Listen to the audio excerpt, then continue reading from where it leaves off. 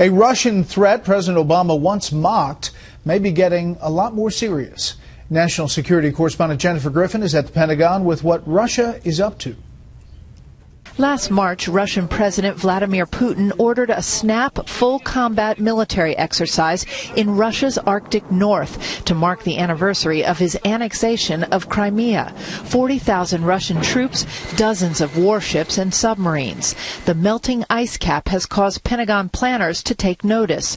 40% of the world's oil and natural gas reserves lie under the Arctic, and Russia appears ready to claim it. A return to more than the Cold War. The next war may be an ice war.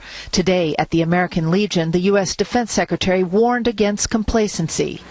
We do not seek to make Russia an enemy, but make no mistake, while Vladimir Putin may be intent on turning the clock back in Russia, he cannot turn the clock back in Europe. Russia has reestablished Soviet-era military bases across the Arctic and begun building a string of search and rescue stations along its Arctic shores. After invading Ukraine, Russia pulled out of the Arctic Council, a consortium of 8 countries that includes the U.S. In 2007, the Pentagon took note when Russia planted its flag on the seabed under the North Pole for the first time.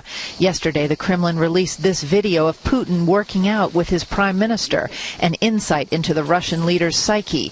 Putin is trying to flex his muscles in the Arctic North, where melting ice will lead to new shipping routes, and Russia wants to establish a kind of Suez Canal, which it controls. There's a new ocean opening, and Coast Guard authorities mandate our presence wherever U.S. national interests require people and ships to operate.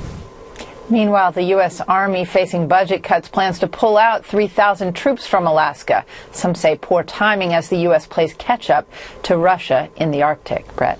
Jennifer Griffin live at the Pentagon. Jennifer, thank you.